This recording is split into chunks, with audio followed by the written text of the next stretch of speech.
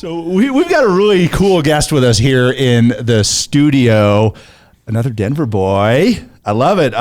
The author of this amazing book, Why Customers Leave and How to Win Them Back.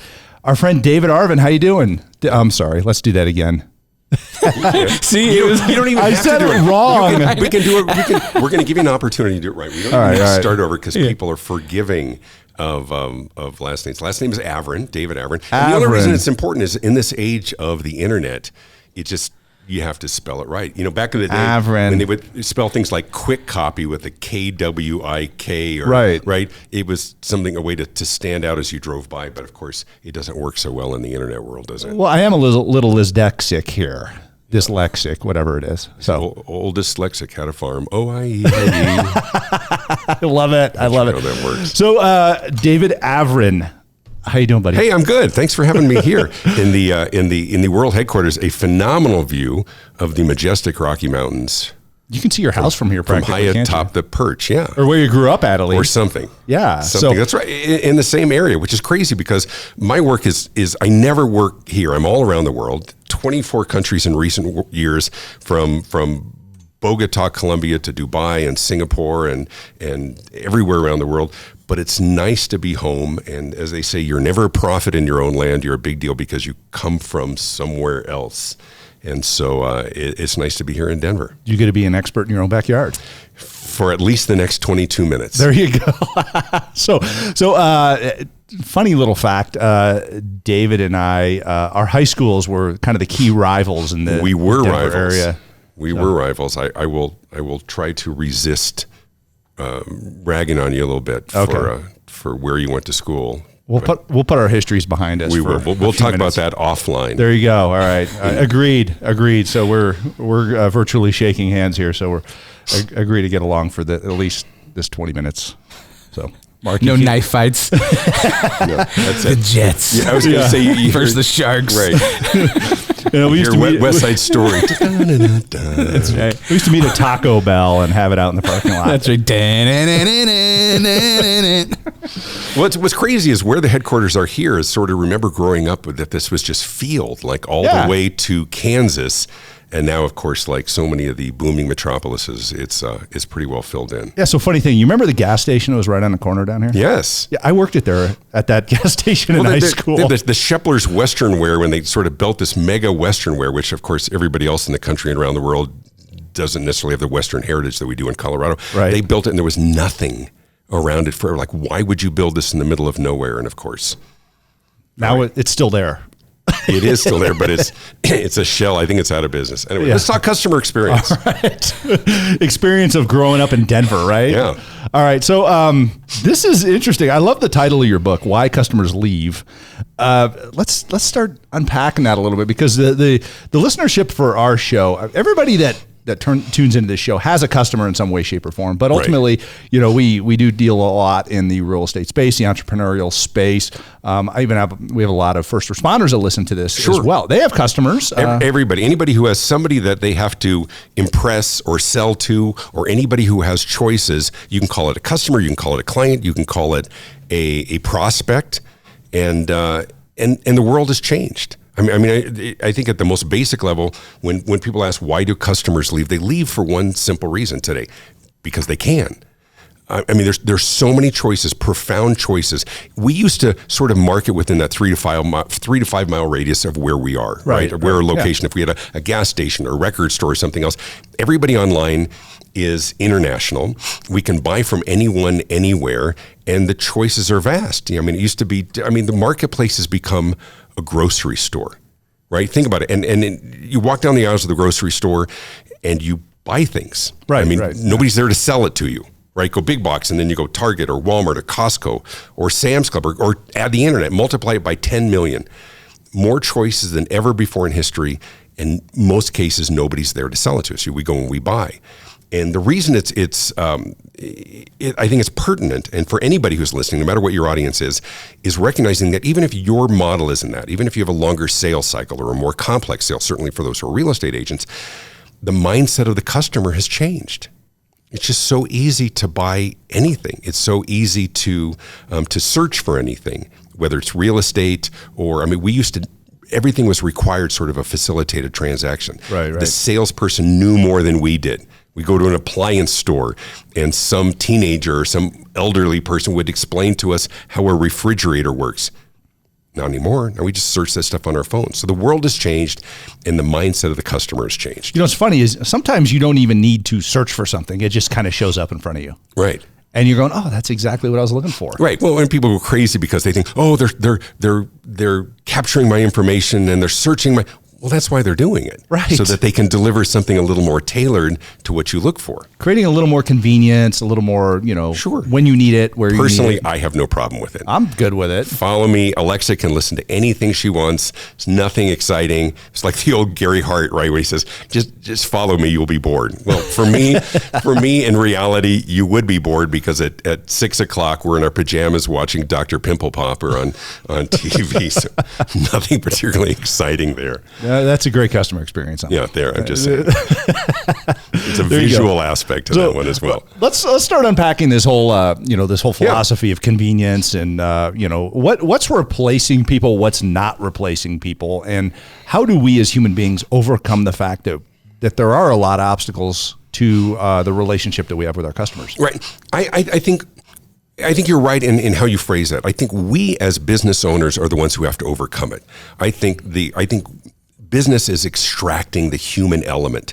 And I understand why. I'm doing a lot of interviews, a lot of podcasts and others, and they say, listen, and I talk customer experience over customer service, and there's a difference. But they would say, like, if we've been talking about this for 30 years, how could it possibly be getting worse? And I think it's getting worse because as business owners, industry, I think they're trying to control what they can. I think the competition is so fierce. The quality has increased in such a tremendous way because if you weren't good today, you would be the internet outs underperformers, right? It's Yelp, it's TripAdvisor, it's Rotten Tomatoes, it's Glassdoor. So everybody's good. And so I think we're getting worse at this because we're trying to control what we can. And when we call it the franchise model. If we can create predictability, consistency in how we do what we do in every transaction, in every interaction, and better control the customer journey and the customer path, and they buy this way and then they search this way, and then we have greater control of the path and the revenue and the profit.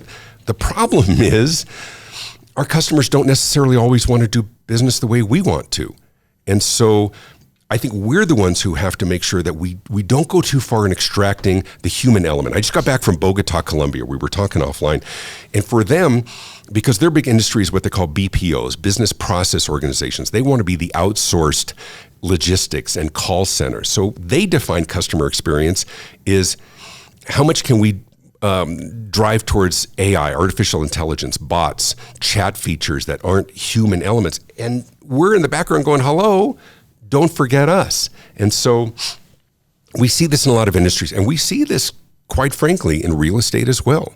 And as much as we endeavor to make sure that we are catering and listening and available, there's certain elements that are still frustrating people because businesses are trying to do business the way they want and not necessarily the way their customers want to do business with them. I love that concept. We talk about around here a lot a term called meet them where they're at, mm-hmm. instead of trying to drag them to where you are at. And it seems like that's what so many businesses are doing. Go, I created a great app and it does this for you. Right. And they're like, wait a second, I don't want it to do that for me. Right. I want to tell you how I want it to do that. Right. But let me give you an example. And here's an offense across the board in the real estate industry. So I'm going to play the part of the prospective buyer. And my wife and I, we love driving through neighborhoods. We love looking at houses, but we'll come across a house that looks interesting or amazing or something else. We see that little lucite box in front of the house. We open it up. We pull out the flyer. We can see the square footage. We can see pictures of it. And then we turn it over.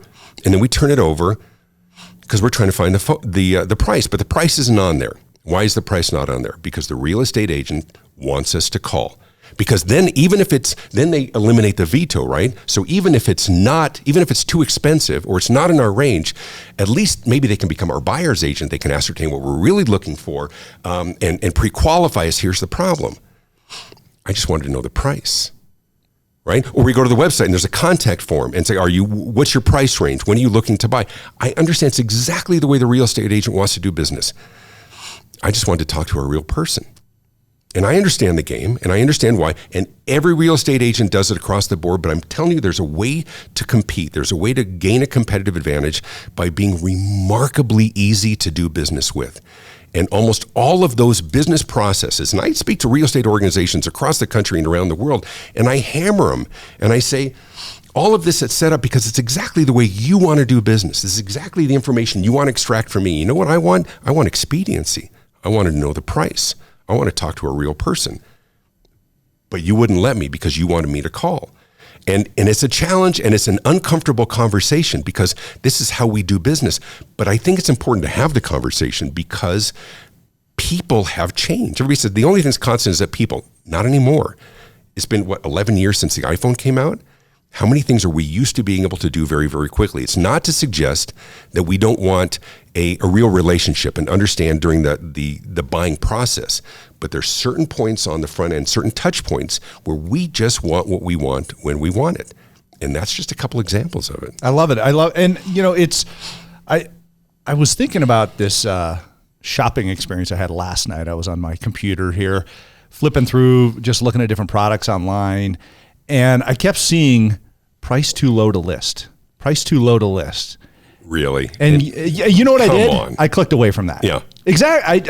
I wanted nothing to do. I'm not going to take the extra. Because they're playing a game. Or the price is so ridiculous, we're not allowed to say it on the radio. Right. So you have to call, right? And say, I'm going to give you another example. So my wife and I were up looking at some land, and we're looking at I've been talking to my brothers. I'm the second oldest of 6. And we're talking about like building our own little compound of just buying a piece of land, each of us putting our own cabin, and then the grandkids can grow up together. How fun would it be our own Kennedy compound or something at a much more modest level? The Avrin compound. It's exactly Colorado. Right. The sprawling something. So we went online and I found this company that does great log cabins. And not only can you sort of customize it, but they fly a team out and they actually build it. And we were looking at building something kind of nice. And we found the right one, and it said on the website, click here for pricing. So you click it. Do you think I got pricing? No, Of course not. What's your name? What's your phone number? I got a contact form. Right. Right. And so it's disingenuous. They said, click here for pricing. I didn't even fill it out. The contact form, here, I'll give you a quick example. So if you call somebody to fix some sprinkler heads that are shooting up in the air in your lawn, right? Right. And you go on Craigslist and you find a big list of them and you call the first one and you get a voicemail, are you going to leave a message? No. No, you just call the next one, right? Right. Because we can, right? The contact form is the answering machine of the internet, right? We love, we put contacts form, nobody wants to fill them out. We just want to talk to somebody. It's one of those things where the human element is being extracted. We are designing our businesses because it suits us, but it doesn't suit our customers. It's when you get, and everybody who's listening can identify this, you buy from somebody, right? And so immediately you're bombarded with surveys. How was it, right? And if you don't answer the email for the survey, you get another reminder, please fill out our survey. Well, maybe your experience was fine, but after the 4th time they've asked you for the survey, now you're pissed off, right? Now I did like doing business, now I don't, because you've asked me for my opinion so many times. And there's a whole chapter in the book about that, is when we over-survey. Well, I understand why we do it, because number one, we want to make sure that there wasn't anything bad that we didn't know about, so they don't go online and complain about us on Yelp or something else. But the other one is, so we can capture their information. All this stuff that we do, and this is sort of a new trend in business, is we design it in a way that suits us, that works for us, because we want this information. But we're frustrating our customers, we're frustrating our clients. And I think whether real estate agents or whatever else, I think there's an opportunity to be the easiest company to do business with, to make somebody feel like they had a great experience by not engaging in some of those behaviors. Great. So let's talk about that then. The opportunity here. Sure. You mentioned it. We've talked about what rubs people the wrong way. Overdoing it, pushing the sale too hard, pushing the lead form or anything like that. Sure. What is that solution? How do we become the company to do business with, the real estate agent to do business with, the whatever online business, however you want to phrase it, that people want to come to to have that experience. What does that experience look like, David? I think the real competitive advantage today, and I think a lot of industries are recognizing this, is by envisioning and crafting and delivering a superior customer experience. Now, I'm not one of these guys that I'm touting the wow experience. Not everything is a wow experience. Sometimes it's a business to business. You're selling an electronic part or you're facilitating a mortgage transaction. There's not a lot of wow. Unless you're getting a shrimp dinner and a gold bar with that, it's just making it easy to do business with. On the customer service side, I think we get that. Service with a smile, whatever. The experience is different. How was it? Like literally, how was it to do business with them? As you look at every point of contact, as we look as professionals and ask the question, is that how it should be done? Can it be done better or faster or smarter or more personal or maybe with just less friction? Right? So as we look at re-examining those points of contact and not just assume that's the way it's supposed to get done, maybe there is a different way. We have traditionally been what we call, and this is across the board in industry, product-centric, which means our expertise is in what we do, what we deliver, what we offer, what we manufacture, what we sell. We're really good at this. And then we sell it to as many people as possible. It's market share. Absolutely valid. The shift we're seeing today is organizations that are becoming customer-centric, which means our real expertise, they're not mutually exclusive. It's not one or the other. We assume that we're going to be really good at what we do. But our advantage is that we're really good at understanding our customers, their life, their day, their pressures. What do they pretty much hate in general about our industry? Whatever your industry is for those who are listening. What do they not like? Not about you, but just about anybody. What would they love? Not what do they love? They would love it if you could do blank. Oh, you know what I would really love? Like if we were going to focus group this or something.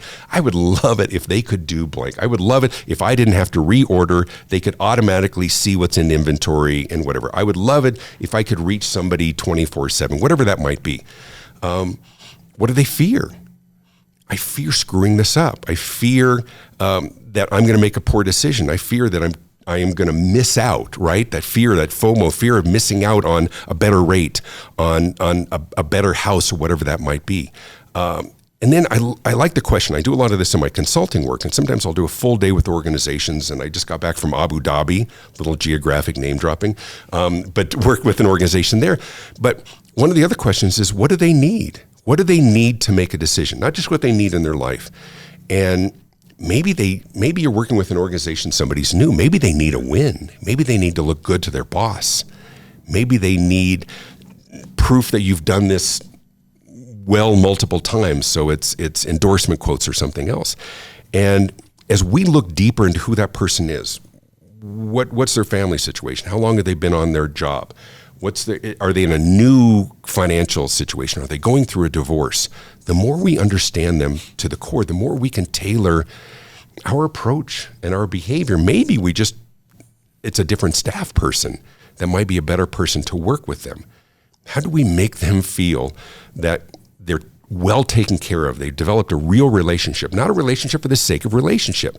And Adam, you and I talked about this before. I think people do crave a relationship, but they don't say it. Like they don't say, I want a relationship. What they'll say is they just know it feels right. They know if it's an experience they want to repeat. They know if it was so good, I felt so taken care of, I'm so confident that I made the right decision as we get on the other side, that I want to tell other people that this is who you want to work with, because choices are vast. That's the experience. It's not, was somebody nice to me? Is did I feel taken care of? Did I feel like that they really cared about me?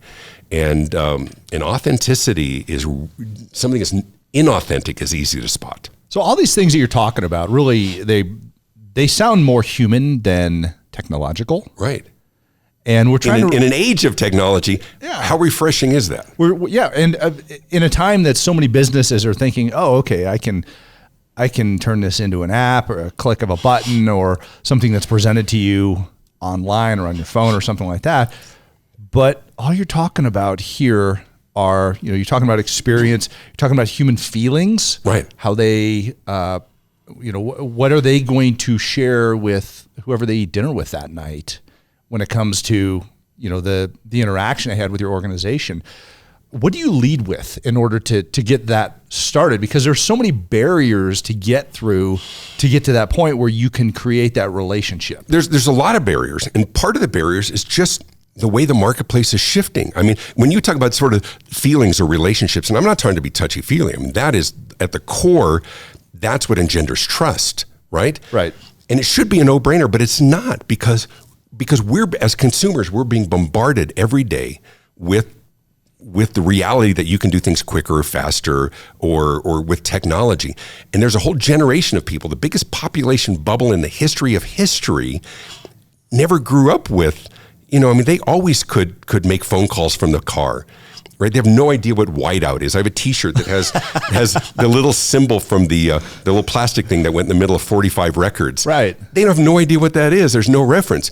So I think the reality, especially for real estate professionals, I think the industry is under assault. I think we're being told every day that we don't need you. We don't need to pay for a facilitated transaction. We don't need to pay your 5-6% commission or more.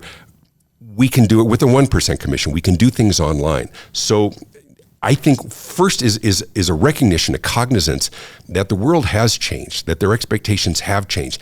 And as much as we would like to believe that they're always going to gravitate towards the relationship, I think if they don't know that it's needed, or that, I mean, they didn't grow up hearkening back to that time. We did. They've never known that time. I think we have to educate them. I think the first step is to help them, first of all, recognize the ramifications of underperforming in this realm. This is the most significant, when you're talking about buying or selling a home, it's the most significant financial transaction you will ever make. Most people will only do it a few times or several times in their life. And the idea of doing this without a professional who knows what they're doing is ludicrous, but they don't know it's ludicrous. We do, but they don't. And I think it's our fault. I think there's certain things we just assume that everybody kind of knows this. So I think that as an industry, and I think certainly RE/MAX as the largest player can take a leading role in that, is educate this new generation about the importance of this facilitated transaction. Nobody knows more. Nobody can safeguard your interests more than real estate professionals in an era where rates change and markets change and regulations change. It's absolutely crucial. It's not an option. It's, do you want to do it this way or that? No, you have to do it this way. And maybe we engage the parents and the grandparents of saying, you understand how this works. There's the 1%, there's the technology things. And I think there has to be a cognizance that we've got to fight for this.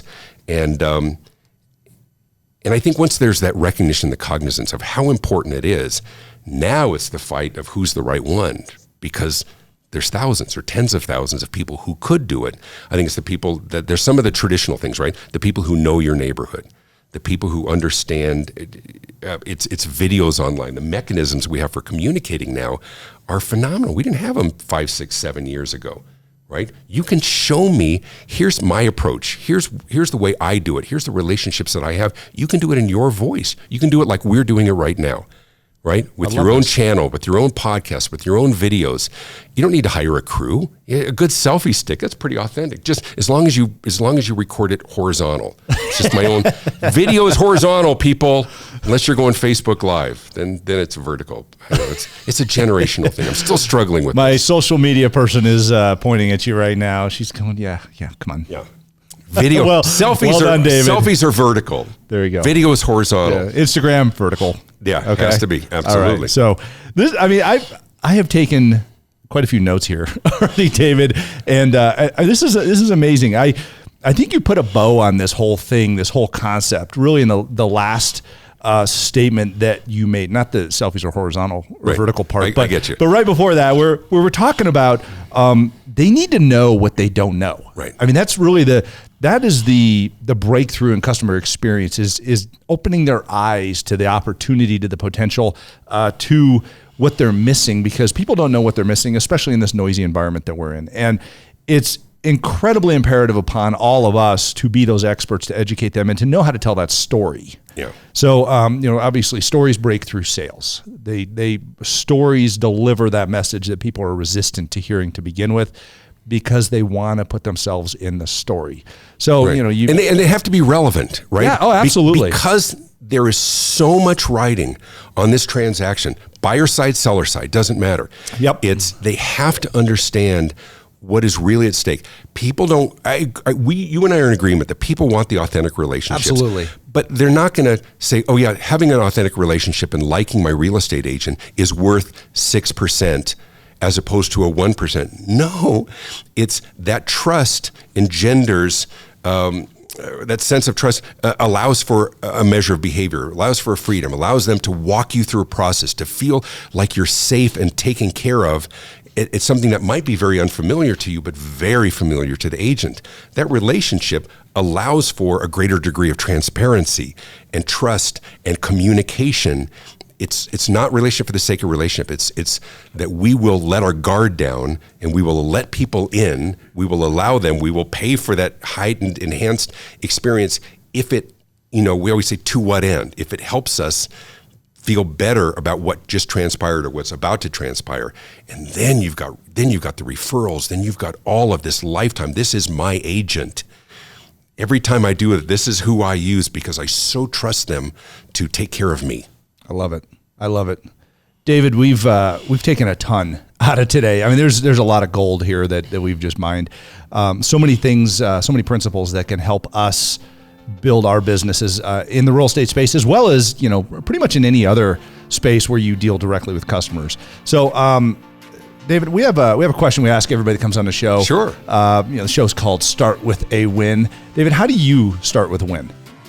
How do I start with a win? Yes. You mean start my day? Let's talk about starting your day. Yes. Well, I like that video that has that general saying the first thing he does is he tells people to make their bed, right? If you've seen that video, it's right I love there. it. The first one is make your bed, then your bed. For me, it's this has nothing to do with this. I start the day with a win the way I've started every morning that I'm home since my children were born, and I start it with them. And I crawl into bed and I snuggle them and I chew on the back of their arms and I sing them the very special friend song. And my son, I shouldn't say this because it's gonna be horrifying for him because he's 16 now. But since the day he was born, I start my day by loving on my kids and grabbing them and squishing them and attacking them and giving them a morning hug and giving them a bath and smelling their hair. And it's the best. And then the rest of my day, I know I am doing what I'm doing. I love it, David. That is definitely a win in our book. So thank you so much for being on Start With a Win. Once again, ladies and gentlemen, check out David's book, Why Customers Leave and How to Win Them Back. I mean, this is a really important aspect of the customer experience in today's business world, really, not just real estate, but pretty much any. So, and here's the other thing I'll tell you real quickly. This was great because I think it resonates. Forbes just listed it as one of the 7 business books that entrepreneurs need to read because I think it's relevant. There you go. I love it. David, thanks so much for being on Start With a Win with us. Thank you, friends.